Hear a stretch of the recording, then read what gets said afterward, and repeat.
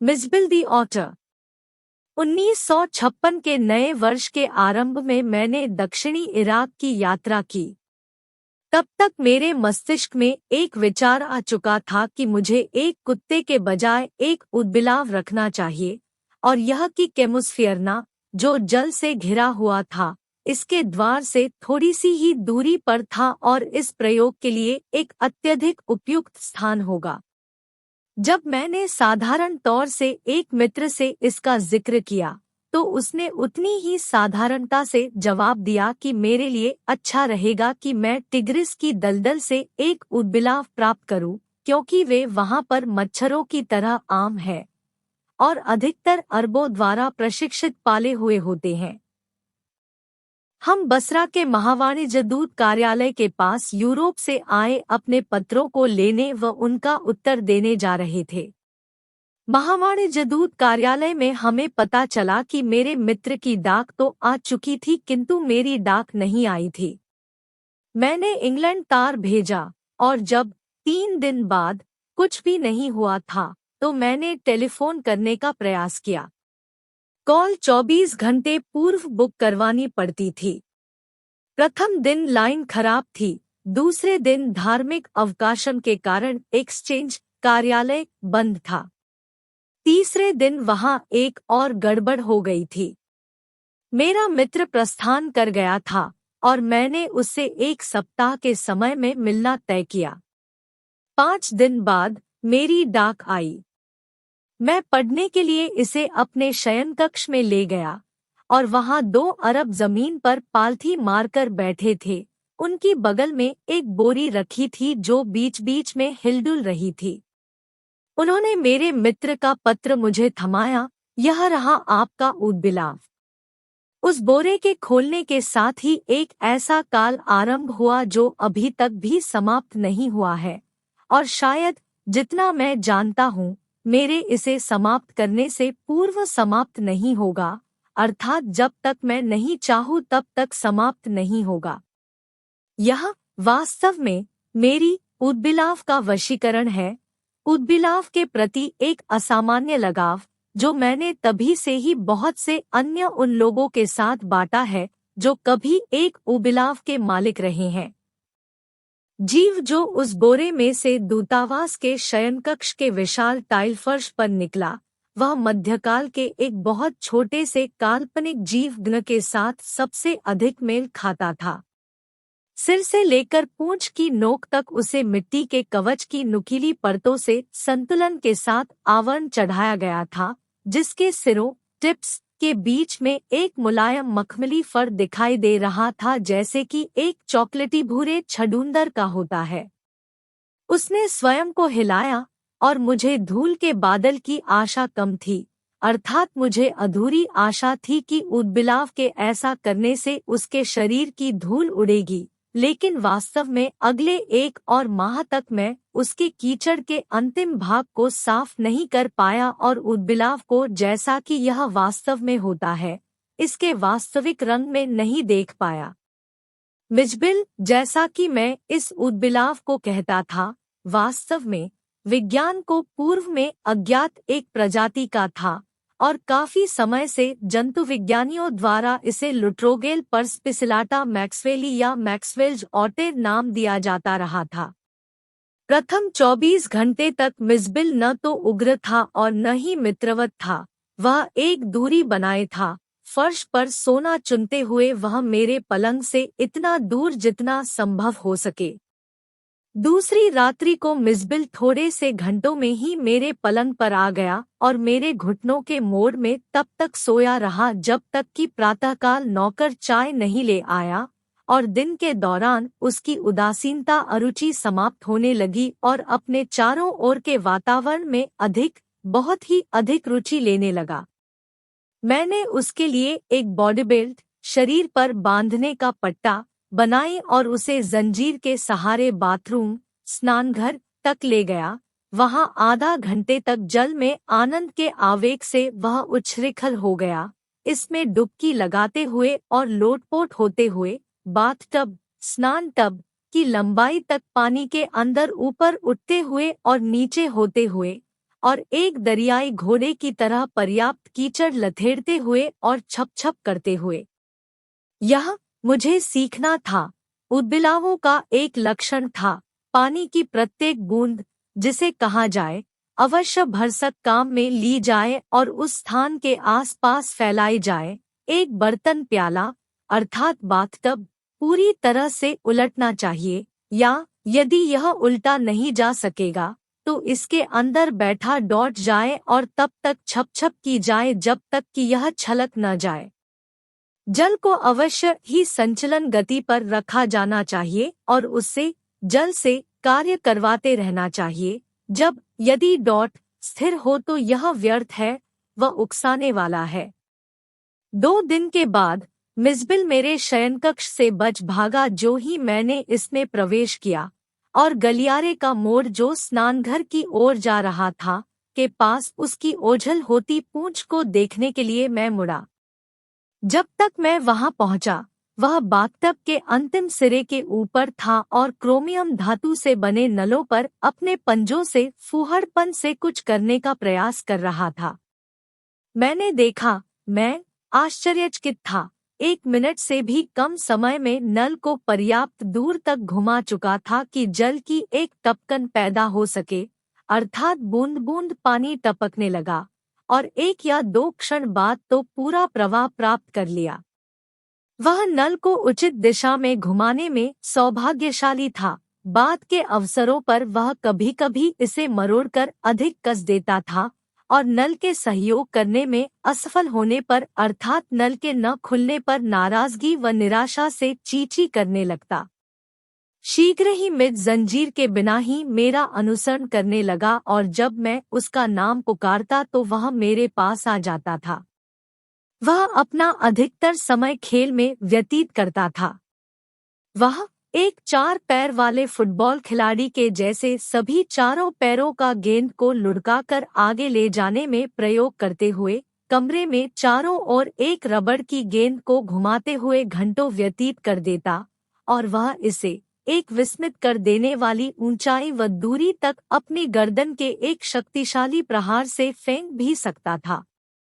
किंतु एक उद्बिलाव का वास्तविक खेल तब होता है जब वह अपनी पीठ के बल लेट जाता है और अपने पंजों के बीच की छोटी छोटी चीजों के साथ बाजीगरी करता है। कंचे इस मनबहलाव के लिए मिज के पसंदीदा खिलौने थे। वह पीठ के बल लेटकर उनमें कंचों में से 2 या अधिक को अपने चौड़े समतल पेट पर ऊपर व नीचे घुमाता रहता, वह भी एक को भी फर्श पर गिरने दिए बिना। बसरा में दिन शांति से व्यतीत हो गए, किंतु मिज को भविष्य में इंग्लैंड और केमोस्फियर ले जाने के खतरे से मैं डरा हुआ था। लंदन जाने वाली ब्रिटिश विमान सेवा जानवरों को नहीं ले जाती थी, अतः मैंने एक दूसरी विमान सेवा के पेरिस जाने वाले हवाई जहाज की टिकट खरीद ली और वहां पेरिस से लंदन की। विमान सेवा ने जोर देकर कहा कि मिज को एक ऐसे वर्गाकार बॉक्स में पैक रखूं जो 18 इंच से अधिक का न हो और बॉक्स को अपने पैरों के पास फर्श पर रखूं। मैंने एक बॉक्स बनवाया और 1 घंटा पूर्व हमने आरंभ किया। मैंने मिज को बॉक्स के अंदर डाल दिया ताकि वह इसका अभ्यस्त हो जाए और एक शीघ्र भोजन के लिए रवाना हो गया। जब मैं लौटा, वहां एक सदमा पहुंचाने वाला दृश्य था। बॉक्स में पूर्ण शांति थी, किंतु इसके वायु छिद्रों व ढक्कन के चारों ओर की दरारों से खून निकला था व सूख गया था। मैंने तेजी से ताले को निकाला और ढक्कन को फाड़कर खोला, और मिज थका हुआ व खून से सना हुआ थिनकने लगा और मेरे पैरों से लिपट गया। उसने बॉक्स के अस्तर को चीर-चीर कर फाड़ डाला था। जब मैंने इसके बॉक्स के अंतिम अस्तर भी हटा दिए ताकि कोई नुकीला किनारा न बचे, तब उड़ान के समय में केवल 10 मिनट शेष थे। मैंने को अपने हाथ से पकड़कर रखते हुए दयनीय हालत के मिज को वापस बॉक्स के अंदर डाला।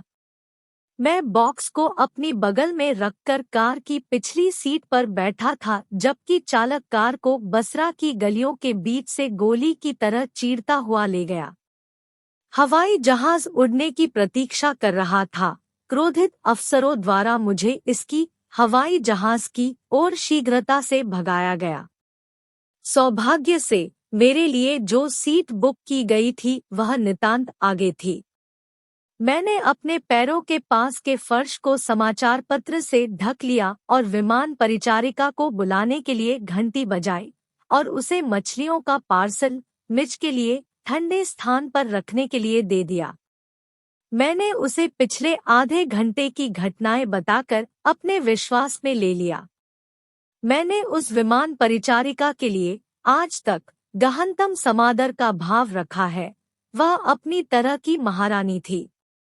उसने सलाह दी कि मुझे अपने पालतू जानवर को अपने घुटने पर रखने की प्रधानता देनी चाहिए और मैं कृतज्ञता की गहनता में उसका हाथ चूम सकता था।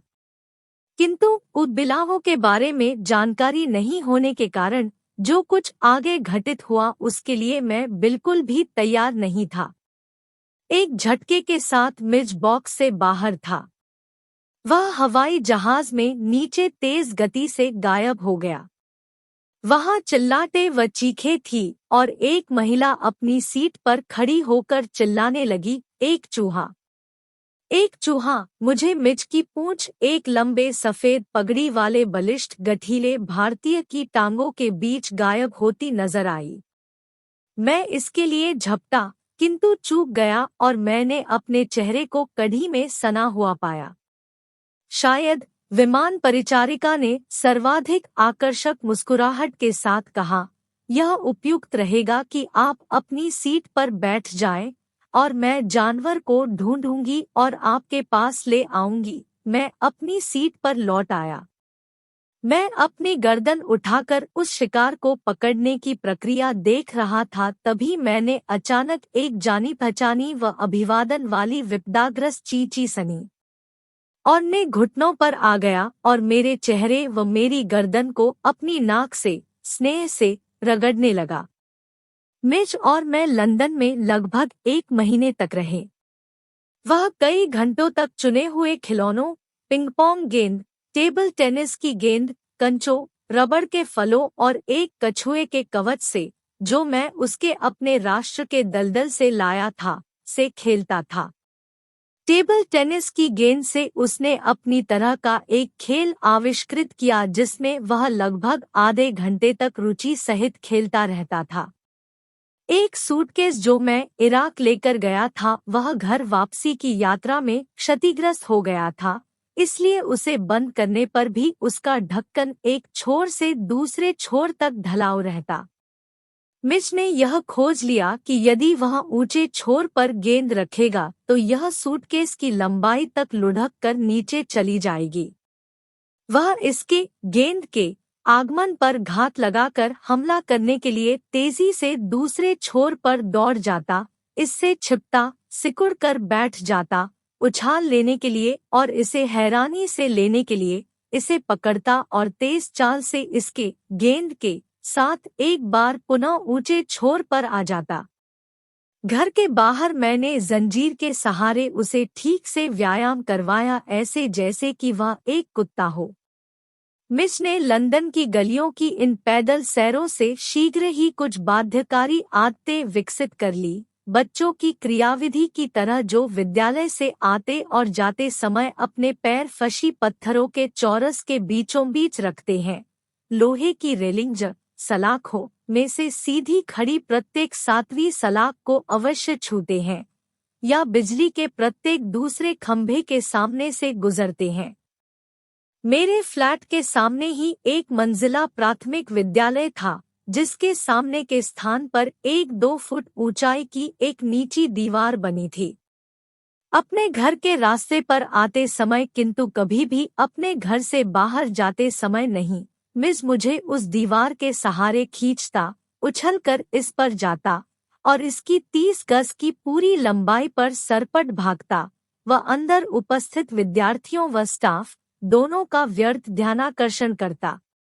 यह मैं मानता हूँ किसी भी तरह से अजीब नहीं है कि औसत आम लंदनवासी एक उदबिलाव को न पहचाने, किंतु अनुमानों के विविधता कि यह किस प्रकार का जीव हो सकता है, मेरे लिए एक विस्मय के रूप में आया, अर्थात मैं इस बात पर हैरान था। उदबिलाव तुलनात्मक रूप से जीवों के एक छोटे समूह से संबंधित है, जिन्हें मसटलिन कहते हैं। इसमें बिज्जू, नेवला, कथियान्याल, स्टोट, विस्तरक, मिंक और अन्य आते हैं। मैंने अनुमानित प्रश्नों की एक लगातार बौछार का सामना किया जो उदबिलाव की बजाय सभी मसटलिनों पर लागू होती थी, और अधिक अनियमित अनुमान एक छोटी बच्ची सील मछली व एक गिलहरी पर होते थे। क्या यह एक वॉलरस है, श्रीमान? मुझे ही कर हंसने में परिणत कर देता, और एक कुत्ता प्रदर्शनी डॉग शो के बाहर पूछा गया, क्या यह एक दरियाई घोड़ा है? एक उदबिलाव जैसा प्राणी बीवर है, एक भालू बच्चा है, एक चीता है, एक ऐसा चीता जिसने स्वाभाविक रूप से अपने धब्बों चकत्तों को बदल लिया था, और एक ब्रॉन्टोसोर, एक प्रकार का डायनासोर है। मिज एक उदबिलाव के बजाय कुछ भी था, क्योंकि वह बहुत चंचल था। किंतु प्रश्न जिसके लिए मैंने सर्वाधिक अंक दिए वह एक ऐसे श्रमिक से आया था जो गली में गड्ढा खोद रहा था। मैं अभी भी उससे दूर था जब उसने अपना औजार उपकरण रख दिया, अपने हाथों को अपने कूल्हों पर रख लिया और घरना आरंभ कर दिया। जैसे ही मैं नजदीक पहुंचा मैंने उसके हैरानी व अपमानित करने वाले भाव देखे, जैसे मानो वह मुझे यह बताना चाह रहा हो वह वो इंसान नहीं है जिसके साथ यह मजाक किया जा सके। मैं उसके बराबर में आया, उसने क्रोधपूर्वक देखा और फिर गुर्राया, यहाँ श्रीमान्य, हाँ क्या चीज हो सकती है? थैंक्स। वीडियो देखने के लिए आपका बहुत बहुत धन्यवाद। आपका दिन शुभ हो, भगवान आपका भला करे।